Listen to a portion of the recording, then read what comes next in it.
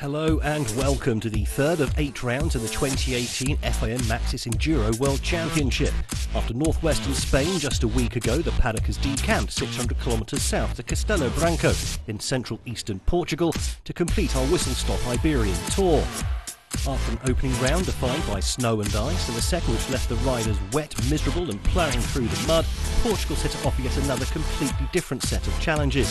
Here the terrain hard, bumpy and dusty. It's also the first hot race of the season, so expect the riders to be really made to sweat over the next couple of days.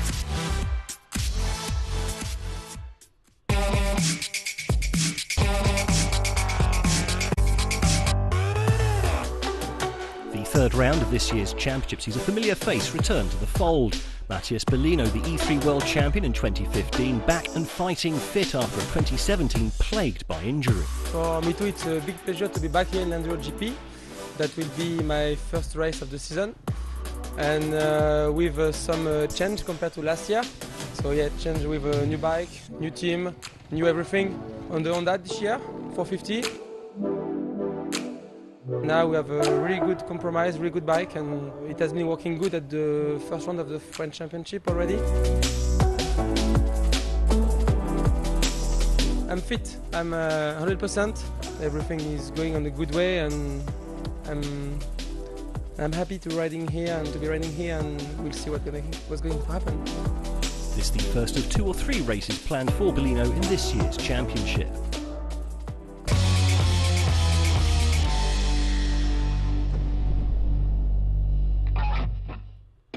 As in Spain, the riders started their weekend with a Friday night super test. This a truly spectacular event, beautifully floodlit with 5,000 spectators in attendance just outside Castelo Branco as the competitors rode out 2 by 2.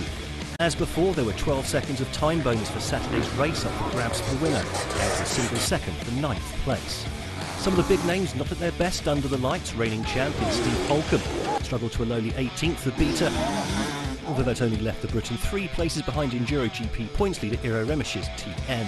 There was a welcome turn of speed from Christophe Charlier though, the Frenchman getting quicker and quicker as the season progresses, picking up an 8-second bonus for 3rd place here. Meanwhile, Matthias Bellino returned with a bang, 2nd place for Honda and a nice 10-second bonus going into his first race of the season. But the win once again taken by Alex Salvini, the Italian repeating his victory from Spain. All the fireworks at the moment coming from the E2 leaders, Husqvarna. Matthew Phillips delighted with 4th after a difficult start to the season. The Australian just ahead of the McCanny brothers, with Jamie leading that battle for Yamaha.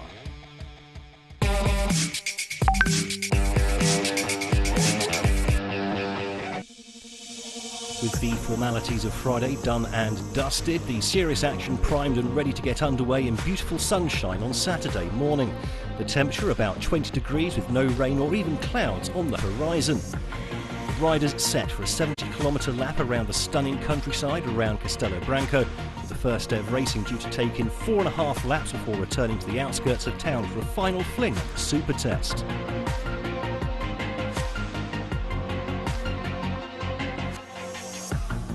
First though, let's take a look at the timed section. There's a 2-kilometre extreme test right on the edge of town, featuring 2 kilometres of testing terrain with towering piles of rocks set to stretch every sinew. From there, the riders move on to the cross test. This a 10-kilometre trek through the flowers, still visible through the dust and stones being kicked up by every competitor. That dust set to be even more of an issue on the 10-kilometre enduro test that completes the lap before the competitors head back into town to start another circuit. The main feature of that extreme test here in Portugal will see the riders try their hand at rock climbing. The technique for getting up these seemingly impassable piles of stone is rather specific, so we asked a few experts to share some of their top tips. The technique is smooth, don't be too aggressive or try to spin the wheels like this. And yeah, just be smooth and find the grip, like ride on the asphalt with a road bike. When I climb a rock, I stand up on the pegs. I stand up and I stay like this with the foot in this zone of the foot, of the pegs. And I try to move the weight of my body on the back and try to take some speed to pass the rock. For 2 or 3 days before the race, we walk the special for exactly this, choose the right line. And especially with stones, because normally it's only 1 or 2 lines, which is 1 passable or 2 passable fast. When we walk the test beforehand, it's very important to choose a good line, and then to imagine how it will evolve between the first, second and third laps. For the moment it's very nice, but after that the stones can move and the grip levels can change. So that's how the experts will try and climb those rocks. Now let's see how they get on in the heat and dust of battle over the weekend. Setting outside Castelo Branco, truly stunning. Now it's time for the riders to do it justice. The first day a short one for David Garneri, the Honda rider crashing on the opening stage, damaging his back and immediately taken to hospital. The Italian's weekend over almost before it began. Christophe Charlier's day ruined on the first Enduro test, the Frenchman ripping his fuel pipes, his bike stopping dead in its tracks. He did get his beater going again, but lost nearly 4 minutes, ending the day in 17th place and 8th in E2. Anthony Geslan settling into life in the seniors after his 12th place in last year's junior championship. The Frenchman on the edge of the battle for the top 10 throughout the day, finishing 15th but 4th in E3. Antoine Basset missed out on an overall top 10 by just 10 seconds in 11th, but that enough for the Gas rider to once again take the bottom step of the podium in E1. Matthew Phillips continues to struggle for pace, the reigning E2 champion from 2016 moving up to 10th early on the second lap and remaining rather stuck there for the rest of the day, while taking 5th place in the E2 class for Sherco.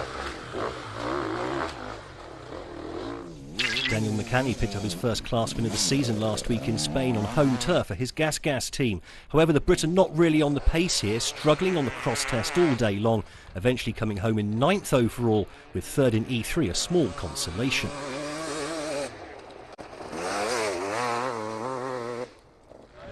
Iro Remes arrived in Portugal with a healthy lead in the Endurogp standings, but never really got to grips with the dry and dusty conditions here.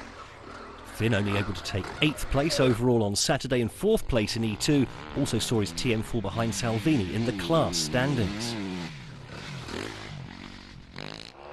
Loic Lario's early season form has been severely affected by a wrist injury that's seen the Frenchman unable to train or test on his Yamaha between races.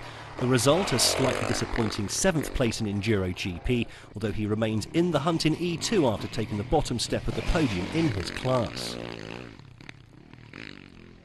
Defending Endurogp champion Steve Holcomb not a happy bunny, losing a little time with a Duff spark plug which was replaced before the first cross test, but never rediscovering his mojo after that. 6th overall and 2nd in E3, but lacking the confidence to push his beater at the pace of the leaders. Matheus Bellino showed just how good he is on his brand new Honda. The Frenchman running in the top 3 all day until the final lap, where he understandably lacked a little fitness. Still, the 2015 E3 champion delighted with 5th in Endurogp and 2nd in E2. I was in the game all day. I had some really good special tests. I mean, I just arrived in Endurogp. The guys are really fast and we already have 2 races in the legs, you know, so it's not the same when you just arrive for one shot like this. I'm really happy about my day. 2nd in E2, a comeback, a podium, it's awesome. Fair to say, Bradley Freeman has been one of the surprise packages of this season's championship. Last year's junior champion just off the podium pace all day, but won the 13th and final test to finish in a strong 4th position, just 6 seconds from the top 3, and also took another 2nd place in E1. Christophe Nambertin is getting faster and faster at each race weekend. The Frenchman now really getting to grips with his new gas, moving from 8th after 2 laps to 3rd in the final reckoning, and with that also taking his first win in E3 this season. A great boost for the team after their Spanish factory caught fire on Friday night. It's a bad news for us, for the factory, and for sure this victory is for them. I'm very happy about the first win. For Jamie McCanny, this was the day where he nearly took a maiden Endurogp win for Yamaha, leading deep into the third lap until a mistake on the Enduro section. Second, a great result though, with 4 E1 wins out of 5 thus far this season, despite pressure from Freeman. Today I got kind of dragged into the Endurogp class fight again, and I probably shouldn't have, but I was then thinking I'm leading the GP, and we were pushing to the limit, and you know, Alex made a mistake, and then I threw it away in the enduro test, and you know, it put Brad straight back onto me again. Like a tube of Pringles, Salvini has discovered that once you pop, you can't stop. Ending his 3-year winless streak in Spain last week for Husqvarna, and again on the top step of the podium here in both Endurogp and E2, despite a spectacular mishap on the third extreme test. It's the first heat of the season, so we feel it a little bit more, but definitely it's been a really good day for me. I did a big crash in extreme test where I lose about 20 seconds because I couldn't get up from the big steps, and I flip it back. But anyway, I was able to manage the victory anyway. I'm really happy. A brilliant day then for Salvini, moving away at the top of the E2 standings after a poor result for Remesh, while Jamie McCanny stamped his authority all over the E1 class. However, McCanny not going to have it all his own way, with junior champion Freeman breathing down his neck. Fifth, also a superb result for Bellino on his comeback.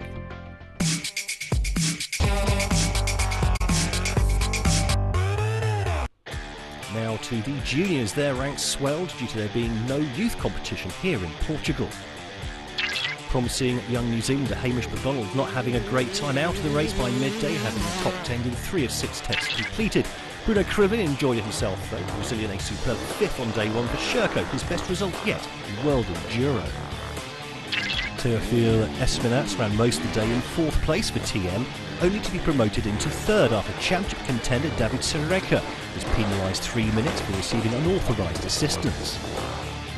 But the battle for 1st place raged all day. Andrea Verona came close to a 2nd win here, with a costly mistake on the Enduro section and 2nd place for the Sherco rider. The beneficiary of that error was Matteo Cavallo, the Italian making it 2 wins from 3 in the juniors despite crashing his Beta in spectacular fashion on the first extreme test of the day, losing nearly half a minute, but still took the win by 16 seconds. On to day 2 then. Could Cavallo continue his dominance? Kirian Mirabet could only finish 9th on Saturday, but after a sluggish start 24 hours later really got to grips with the course and his Honda, surging up to 3rd in the end in his first podium of the season. David Serreca with a point to prove after picking up that 3-minute penalty on day 1 and finishing down in 17th place. No such mistakes this time from the Italian, as TM knocked with the pace to threaten the leader, finishing a distant 2nd.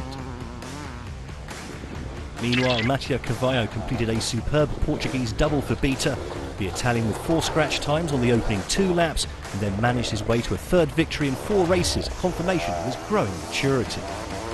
Compared to last year, I make really grow up, because last year I finished the day 1 at the hospital and stay out also the 2nd day. So this year Portugal for me was insane. I win the first day, and now I win also the 2nd.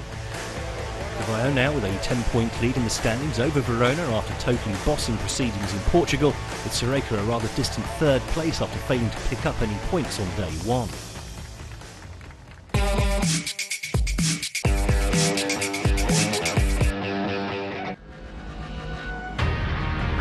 The sun shining once again on Sunday morning, with all the riders up bright and early. Just 3.5 laps to be negotiated on day 2, finishing for the first time in World Championship history with one final super test. In the meantime though, there's plenty of fresh air and beautiful countryside to be enjoyed, certainly for the spectators, although perhaps not quite so much by the riders themselves, with temperatures set to continue to rise.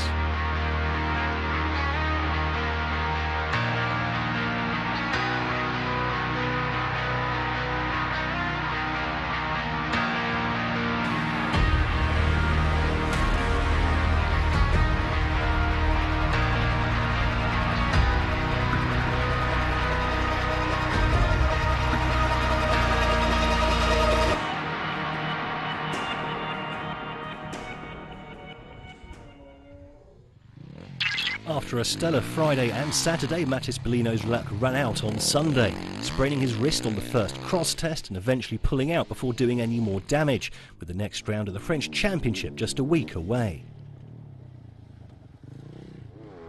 Matthew Phillips hasn't been enjoying 2018 thus far, however, that wasn't stopping the Australian from having some fun for the cameras. Spectacular stuff, although that wasn't translating to a move up the leaderboard. Another jump going wrong here, flipping his leg over the back of the bike, but then failing to make the landing. No damage done, with the Sherco rider already down in 15th place, and he would finish the day in that same position. However, it would take a brave man to try that move again in Estonia next month.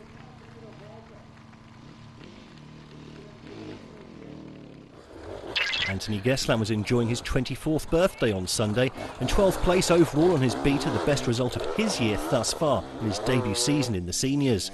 4th in E3, enough to move him into 4th in the class standings, despite not competing in Finland. Antoine Basset is becoming a model of consistency. The gas rider without the outright speed of the E1 pace setters, but 11th overall for the second day in a row, and a third consecutive third place in E1, still a fine result for the Frenchman, now away and clear in third place in the class standings. Sunday saw Thomas Olderati, the 2008 junior champion, bag his first top 10 finish of the season for Honda, 11 seconds ahead of Basset, and was 5th in E2. The Italian also with some better news regarding teammate David Garneri after his big crash on day 1. David yesterday big crash in the first cross test, and now staying in hospital for the checkout, but I spare try race in the next race. Daniel McCanny again simply unable to get to grips with the course set in Portugal. The Manxman down in 14th after the first lap, but he did manage to drag his gas back up to 9th place overall by the end of the day, and was third again in E3. The Brit will be hoping for better in a month's time in Tallinn. Beta rider Christophe Charlier sat in 8th place after the day's second test and remained in exactly that position for the rest of the day, despite his best efforts, finishing just 2.5 seconds behind compatriot Loic Leriot in both Endurogp and E2. Leriot was challenging for a podium early on Sunday, but just like on Saturday, his challenge gradually faded throughout the day. His stamina not helped by lack of training and testing due to that wrist injury. 7th overall again for the Frenchman, and a second visit to the bottom step of the E2 podium in as many days.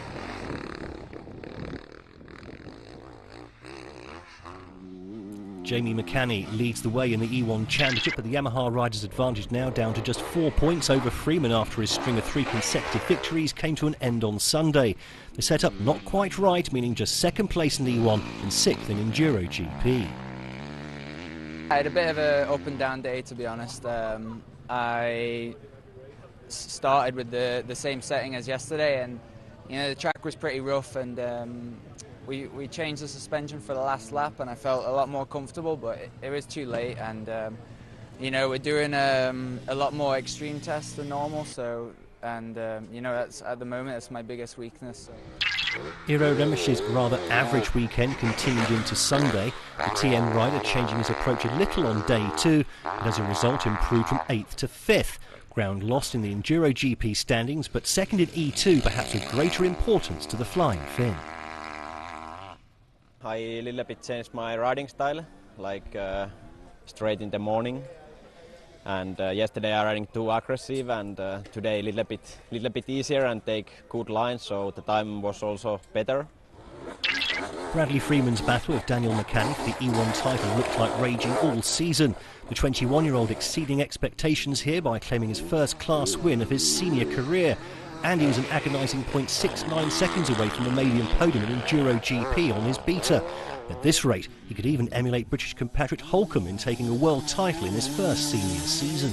I'm racing with Jamie in the E1 class, and he's so fast. No, unbelievable day. I can't even describe the feeling at the minute. So, it's when I rode the juniors last year, I thought, maybe I won't even get on the podium this year. Senior racing's hard, so.